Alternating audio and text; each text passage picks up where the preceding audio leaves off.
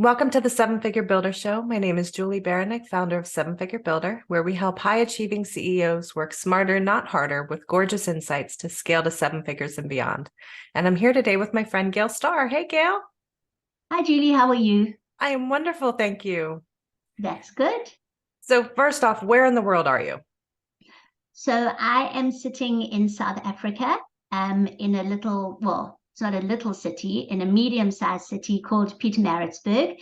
It's not one of the commonly known ones, but we are about a 3-hour flight from Cape Town, which most people know about, and about an hour from the sea and an hour from the mountains. So really nicely placed in South Africa, in a province called KwaZulu-Natal. Wow. Now, have you lived there your whole life or have you been there more recently?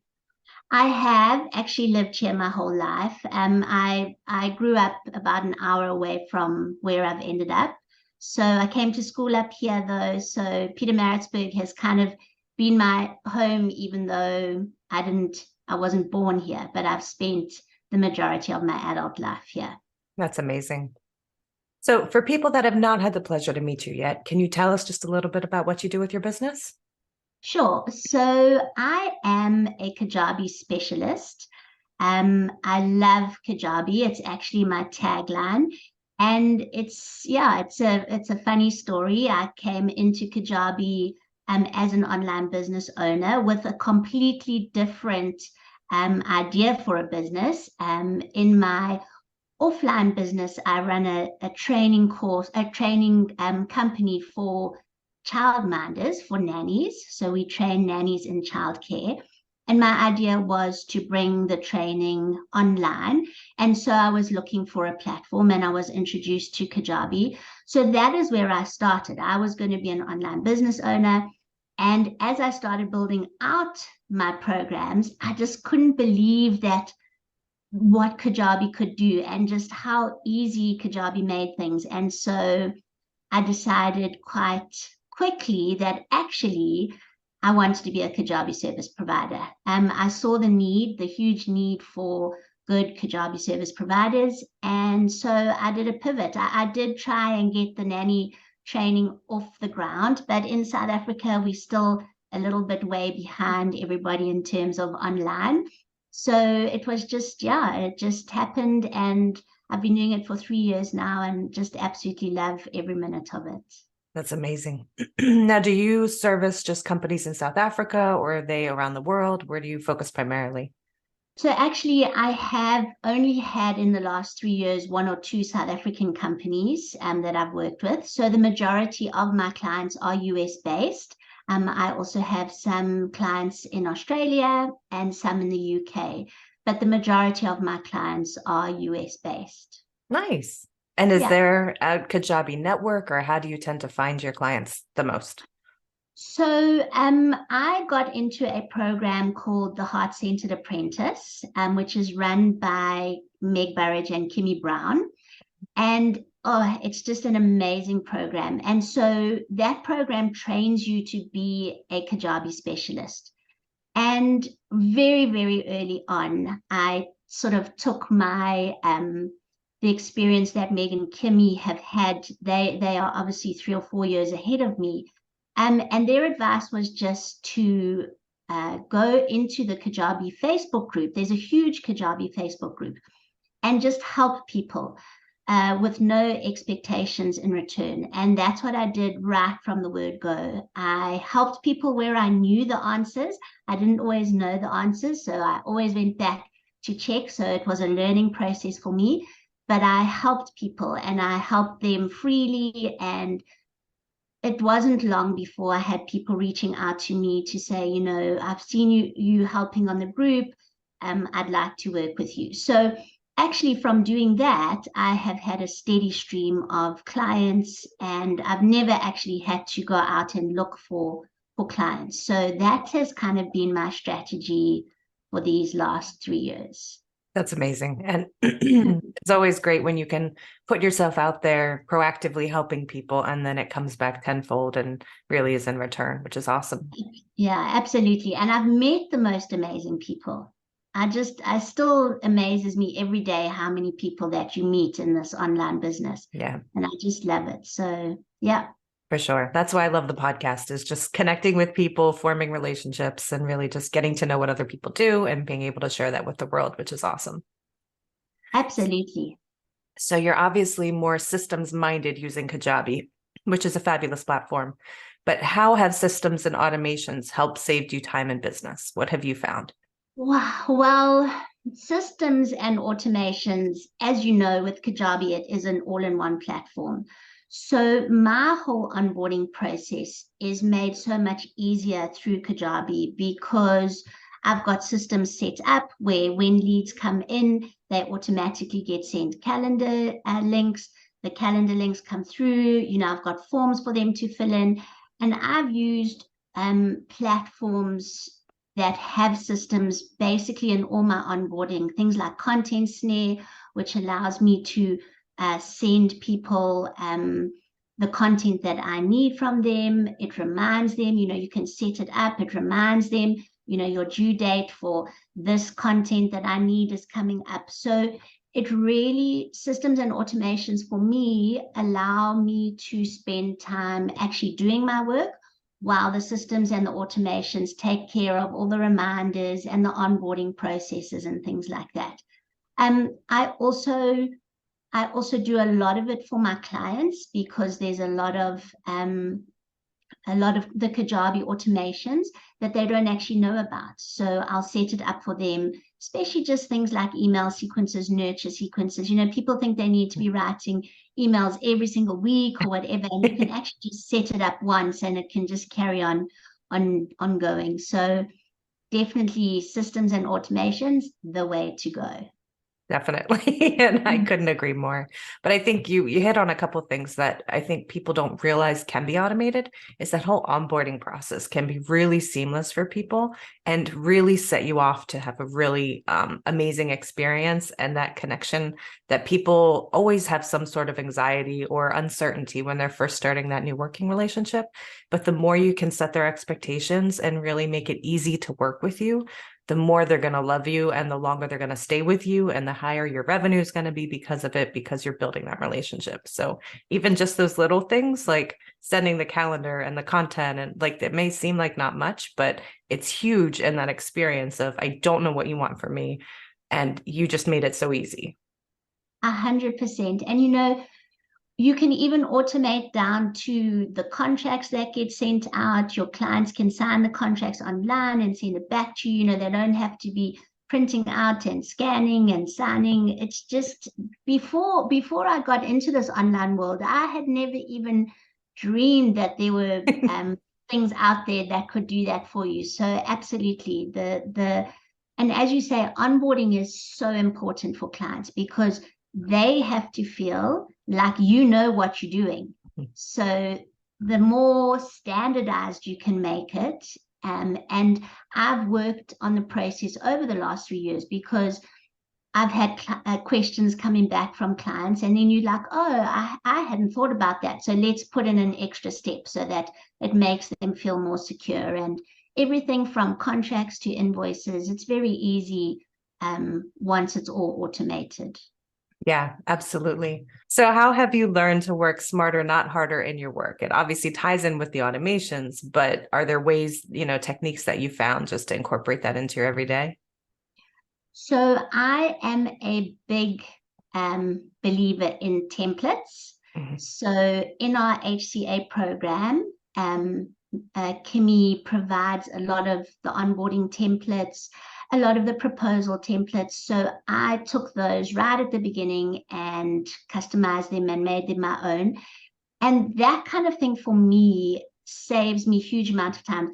In fact, I've often said to Kimmy, like, for me, the program was absolutely brilliant, but the templates and things that she gave us really were the thing that got my business up and running so quickly because I didn't have to think about them. I didn't have to go and create them on Canva. They were all just there.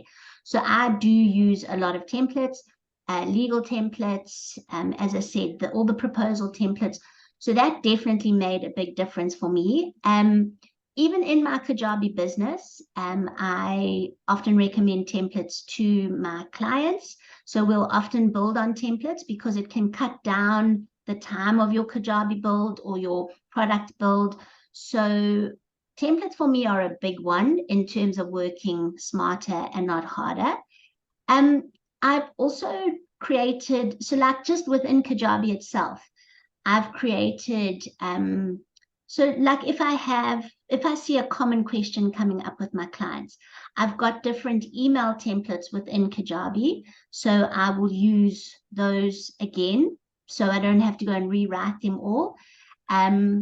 I also have a newsletter template, so I can literally just add in. And I have recently started using ChatGPT. I know it's quite a controversial topic, but I'm finding that it's cut down my time on certain things hugely. And I still input all of my thoughts and feelings, and it just writes it so much quicker. So that's definitely for me has helped. I know it's fairly controversial at the moment, but I am a solopreneur, and so there's a lot to do in my business. So yeah, definitely helping me the last couple of months. Absolutely. No, I'm a huge fan of templates also. And I always think like when I'm doing something once, I want to plan for the 50th time. And so I just set it Absolutely. up the first time to make it easier over and over and over again. Yeah. And so often you see those same questions coming through. So you can just go in, have your template, but just personalize it for the specific, person or if there's a unique aspect to the question. But yeah, templates for me are great. Absolutely. So how has having the right insights into your data positioned you for success? Do you find that that's helped you, or what have you seen? So I have never been a numbers person. Literally when I started, so even in my offline businesses, so I've been an entrepreneur since my daughter was born in 21 years ago.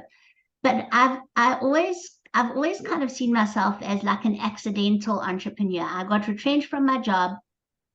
We had a swimming pool. I was a swimmer, so I started the swim school, and I just kind of learned as I went on. I had no real business owner type knowledge.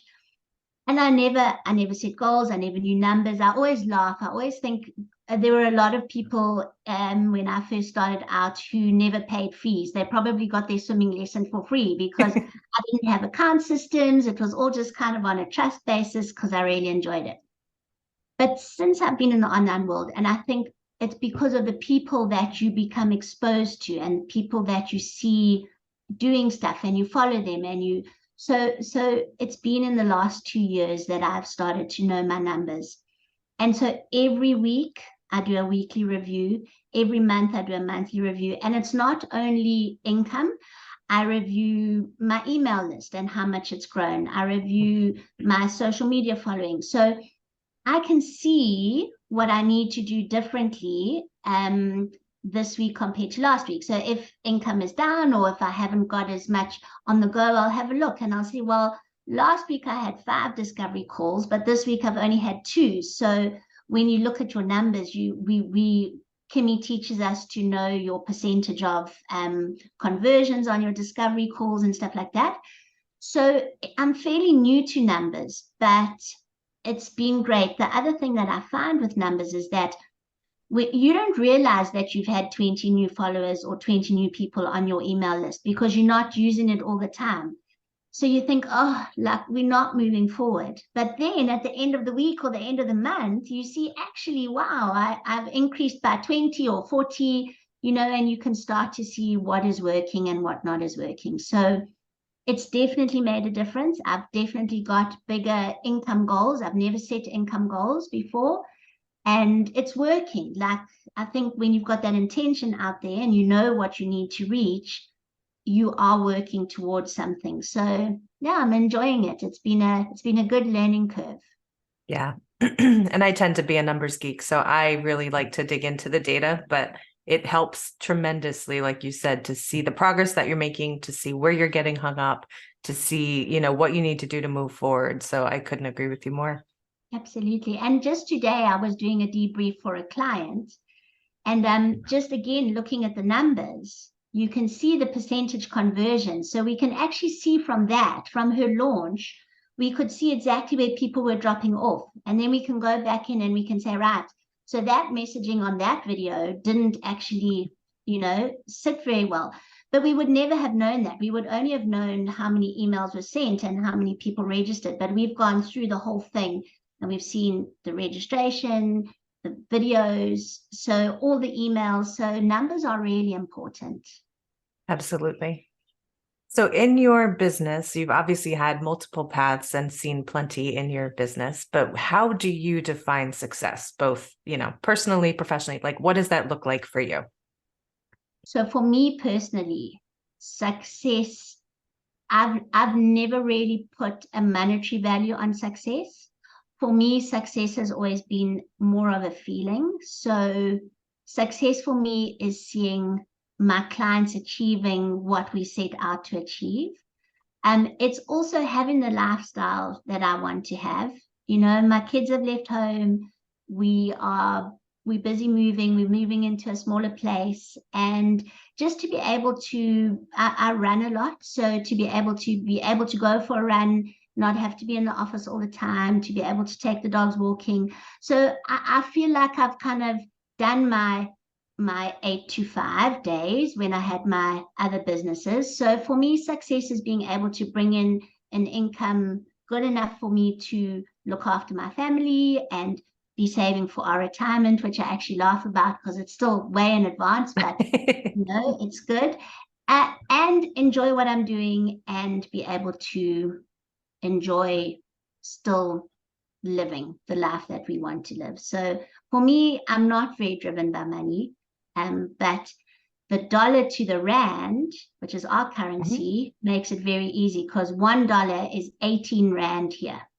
So Okay. I've got 18 times my old currency, which is There you crazy. go. Yeah, it's helping my retirement fund a lot. I'm sure. I'm sure. You don't think about that aspect, but yeah, that's awesome. Absolutely. Yeah, it's been great. So what can people expect from you next? What do you have coming up this coming year? So this year has been my year to expand. I feel like I've spent 3 years just learning the online business, head down in Kajabi. I wanted to make sure that I really knew it and understood it, before I started teaching on it. So this year is my year to expand, and I want to bring in a couple of new programs. So um, a lot of my ideal clients are very new to the online space and very new to tech. They've come into Kajabi and are just completely stuck. So I'm looking at doing a basic, I call it like a kindergarten type course for people just coming in, because it's the thing that I see people asking me the most, but I just don't understand what a funnel is, Gail. And like, I don't know how to build my audience. I just don't get it. So I'm thinking of doing just a very basic course on like the online world and very simple terms of what everything is, because a lot of the concepts are made complicated, but actually are not very complicated once you can understand it. So that, and then I've been asked to do a couple of talks. I've started to do some mini workshops on ChatGPT, and a couple of people have reached out to me to ask if I'll train it into their groups because it obviously they enjoyed it. So I think this is my year to expand, get some group programs going. So I'll carry on doing implementation and projects for my clients, but I'd like to start going a bit more into some group training as well. Awesome. That's so exciting. It's very exciting. And how can listeners support you in your work? Where can they find you online? So my website is 3stars.com. And the idea behind that is I have 2 daughters. One has already come into my business. So that's 2 of us now. And my little one is busy finishing at university, but I'm hoping that she's going to do something in the copywriting type of industry. That's her sort of idea. So maybe we would 3 of us be in the business together. And yeah, so you can go on there. It is my Kajabi services provider. So if you're looking for somebody to help get you unstuck with Kajabi, I do Unstuck Me sessions, which are literally just if you're stuck and you've got lots of questions, we sit together and I go through it with you inside of your Kajabi site so we can get you unstuck. I also do implementation projects. So if you need somebody to take over the building of a funnel, I can help you with online strategy, courses. So yeah, course builds. I pretty much do anything Kajabi related. That's fabulous. And we'll have all the links below so people can click on your links and come check you out.